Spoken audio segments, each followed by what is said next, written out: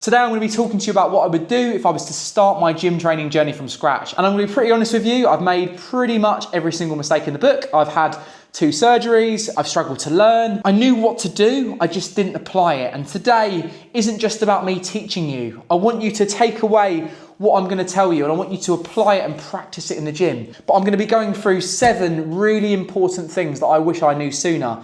As a personal trainer, I see my clients making these mistakes every single time.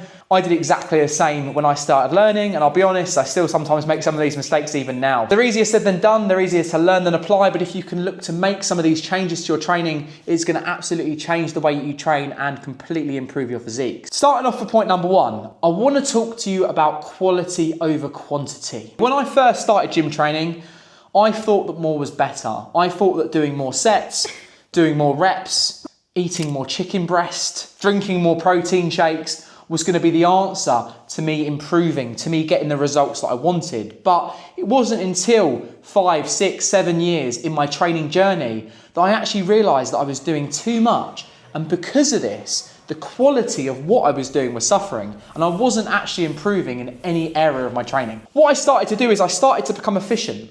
I started to dial my training down and I started to focus on the way that I trained rather than how much training I was doing. And my physique changed completely. And this takes me really nicely onto my second point, right? All of these 7 areas are all interlinked. Don't think that you just need to improve on one area, they all affect each other. But for my second point, I want to talk to you about the weight that you're lifting because this links to the quality of the set you're doing. If you lift too heavy a weight for the rep range that you're doing, the quality of your training is going to go down completely. And when we first started training, we would try and lift as much weight as physically possible and do as many reps as possible. And the quality of the reps suffered, right? Because of this, we didn't see the results that we could have if we would have trained in a different way. Obviously, this depends on your goal. So if you're training to be an athlete, yes, explosive, concentric, ballistic training is effective. But if you're training to build muscle, like I was when I first started, it was about the quality. It was about the isolation of the muscle groups. And you can't get this quality if you lift too heavy a load. And you hear a lot of people online talking about training till failure, right? Pushing yourself to your limits every single session, and I completely disagree with this. And it sounds silly because yes, you do need to push yourself outside your comfort zone if you want to grow, if you want to build muscle. But if you're constantly pushing yourself till failure, what's going to happen, especially if you're in that beginner phase of training when you're learning, you're going to end up practicing bad form more than you practice good form. Because when you think about a set, right, those first few reps are good quality, but when you start pushing to failure, the quality of every single rep starts to break down and the quality of your set does. And then you end up practicing bad form versus good form, and it actually becomes harder to learn how to lift correctly. And this was a huge, huge mistake I made where I would just do everything for poor quality. And to be honest with you, it was the only way to guarantee myself injury. I mean, I've had 2 surgeries from training. It was the only way to burn out repeatedly and lack consistency. And even if you are able to stay consistent and you can push yourself to failure every single set that you do, you're not going to be able to sustain this for the next 20, 30 years, right? And training is something that you want to be able to do for the rest of your life, guys. The third area I want to talk about is so important, and no one focuses on this, including myself at times, because it's extremely hard. Nutrition, sleep. Lifestyle factors that impact your training. Having a good diet is very, very hard to sustain, right? And of course, there's a balance. You don't want to live a life where you can't enjoy nice foods. You don't want to live a life where you can't go out with your partner for a meal, you can't go out drinking with your friends. But of course, if you live this luxury lifestyle, just filling your face with crap repeatedly, you're never going to achieve the physique you want. 1, because you're never going to have the energy to train effectively, and 2, because you're not going to strip body fat or you're not going to gain enough weight to be able to build a good physique because you're not eating the right food sources. So it depends on your body composition. So it's about calculating the right nutrients that you need in your diet. And you've got 2 types of nutrient. You've got macronutrients, so these are the ones that you need in larger amounts. And you've got micronutrients, which are the ones that you need in smaller amounts. And I could literally talk to you guys about this for hours, so I'm not going to waffle on, right? But you want to focus mainly on the macronutrients, your proteins, your carbs, your fats, and you also want to focus on calories. Calories is very obvious, and it's very, very easy to get OCD with your nutrition and to let this affect your life. And I do recommend understanding what's in the food you eat. So I do recommend initially when you first start out training,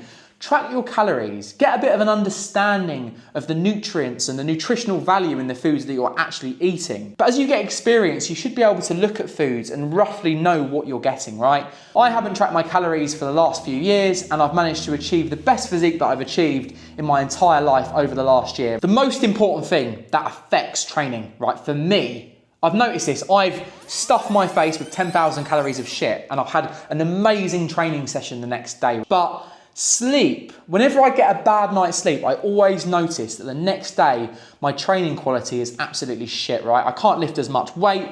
I can't focus. I can't focus on what I'm doing. I just want to get training done because I'm tired. And at the end of the day, that's going to affect my ability to weight train. That's going to affect my ability to build muscle. It's going to affect your ability to achieve anything in life, right? To get work done during your day. So again, it's obvious, but get enough sleep. 6 to 8 hours, right? It's not much to ask. You can go for the 10 hours if you want to. There have been studies recently that have shown that it's not just about the quantity of sleep, it's about the quality of sleep. Getting consistent sleep and wake cycles are really important, but you should get a rough idea on the quality and the amount of sleep that you're having, and just make sure you get that on point, because trust me, you'll notice if you don't get a good night's sleep, it's really, really going to affect your training.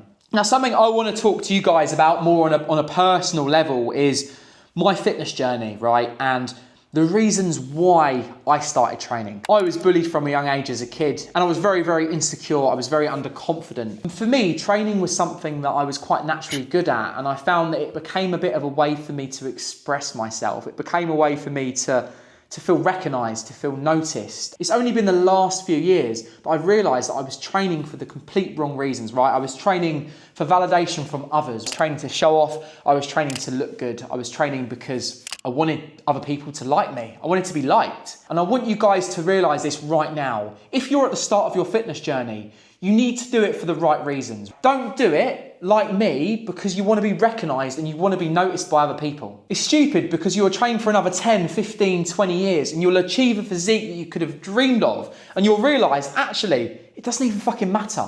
Get really clear on why you want to train. Get a diary, right? Write down the reason why you want to improve your physique. Is it because you want to be healthy? Is it because you want to be fit? Is it because you want to improve yourself? Or is it because you want to impress other people? I talked about this a little bit in my last video, but you want to move your focus away from ego orientation and more towards task orientation. For me with work, I'm so lucky to say that I have a job and a career that I enjoy. And it was only because of training and going through these lessons from such a young age and putting all this hard work into training for 12 years and actually realising that it didn't make me happy, it didn't make me complete, it didn't give me any more confidence to what I thought I'd have, that I've now learned that and I'm able to apply that and take that into every single area of my life. So guys, this is a really important lesson that I wish I'd learned, and on a more personal level, I really, really hope it helps you. So for the next point, again, I'm going for more of a training perspective. And we all know with part of our training, we should warm up. Yes, there's injury risk. And I'll be honest, like for me, as I said, I had 2 surgeries. One of these was because I didn't warm up. And I'll be honest, in the moment when I had the surgery, I didn't care. It didn't change anything. I still continued not to warm up, even though I ruptured my bicep tendon because I didn't warm up before a gymnastics competition. Stupid. It was only when I realised that me not warming up was affecting my ability to train properly, to see progress in the gym, that I actually started to warm up. Warming up prepares your body for activity. It's called a warm-up. And if you don't warm up effectively, you're not going to train with good quality. And with your warm-up, you don't need it to be perfect. You don't need to do 15, 20, 30 minutes in the gym. It takes 2 to 3 minutes. A few dynamic exercises that work the muscles you're going to work during the session. So yeah, guys, if you have a little research online, have a think about the type of warm-up that you want to do. I've put a few of my warm-ups on my Instagram, so you can go and check those out as well. The knees over toes guy is a really good person to follow. He gives a lot of mobility exercises. For me personally, I like to build my mobility, so I do a lot of weighted mobility exercises in my warm-up itself. They're all dynamic, they all get the heart rate up, plus they improve my flexibility at the same time, so you're getting kind of more bang for your buck. But I definitely recommend adding this warm-up into your session is the key to training effectively. So again, another important training point that I want to talk about, and this is something that I mention to every single client that I train on their first session. The main mistake most people make when they first start gym training is they go in the gym and they start with isolation lifts that work just one muscle group, right? I was guilty of it. I wanted big biceps. I looked in the mirror and did bicep curls for years. You want to focus on these bigger compound movements that work more muscle group. The big three exercises that you can do are your squat, your bench press and your deadlift. One I would add into that list is pull-ups, just because they're such a good foundational movement that work multiple muscle groups. It's completely up to you what movements you choose, but you need to choose movements that work more than one muscle group. By focusing on all these isolation movements, you're actually missing the most important muscle groups in the body. When you work compound movements, you're not just working the big muscle groups, you're also working all of the small muscle groups as well. So this allows you to actually make your training more efficient and better quality. Again, linking back to this first point that I was talking about. My sessions last 30 to 45 minutes, but I'm only weight training for about half an hour a day.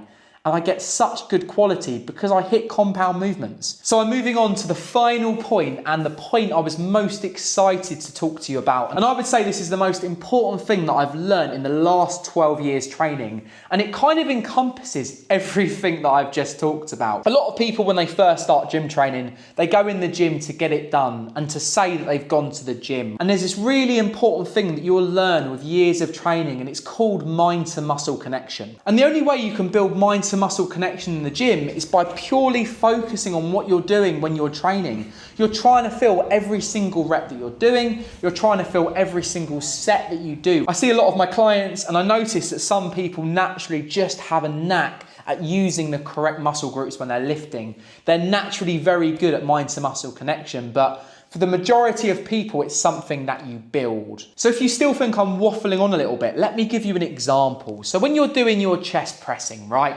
Naturally, what I would do initially is I'd put loads of weight on the bar. I'd focus on training till failure. I would rush the eccentric phase. I would bounce out the bottom of the lift. I would lock out at the top of every single rep so I got a rest. And I wouldn't focus on the quality of my training at all, right? Because I just wanted to get training done. I wanted to get out of the gym and I wanted to go home. Because I didn't train for the right reasons, because I didn't love it, I was just doing it because I wanted to look good. When I finally started to change the reasons why I was training and I started to train for the right reasons because I loved it, I actually looked forward to going to the gym. And that meant that when I went to the gym, I was able to focus more on the quality of every set, the quality of every rep, because I looked forward to it, right? I actually wanted to do it. So when I was doing my bench press, I was focusing on the quality of every single rep that I was doing. I was keeping my shoulders back. I was keeping my elbows in. I was controlling the negative. I was pausing at the bottom. I was using my chest to press. I wasn't rounding my shoulders forward, right? I'm keeping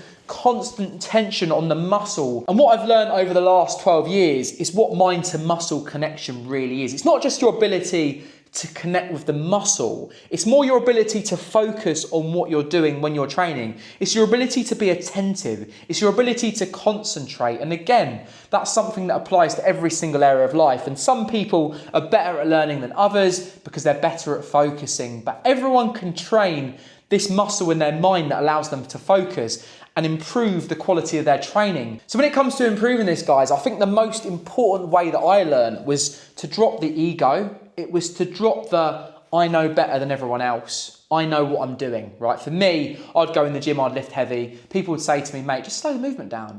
People would come up to me and give me advice because they could see I was lifting badly and I was going to injure myself or I wasn't going to achieve my goals, right? And I would just I would agree with them. I'd say, oh, thank you for your help. And then I'd go and I'd do exactly the same thing. I wouldn't learn from it because in my head, I was doing it right. Yes, I was seeing results. To be fair, I was seeing results. But the results were nothing compared to what I could have seen if I was to apply what I know right now. Some of my clients have been training for 2 years and they've achieved what I achieved in 10 years just because they apply this simple point of actually focusing on what they're trying to work. So yeah, guys, I hope this all makes sense. As I said, I've linked all these points back together. They work as a continuum. So if you can look to improve in one area, it's going to help improve the other. Look to apply all of these points to your training. But as I said, bear in mind that final point. Pay attention, be aware, concentrate and focus. Dial in, lock in, and you're going to improve your training for the better. I hope you've enjoyed this video. please give it a like. Please go and subscribe to the channel. Check out all of my other videos, and I look forward to seeing you in the next one. But I'll see you later, guys. Peace out. See you next week.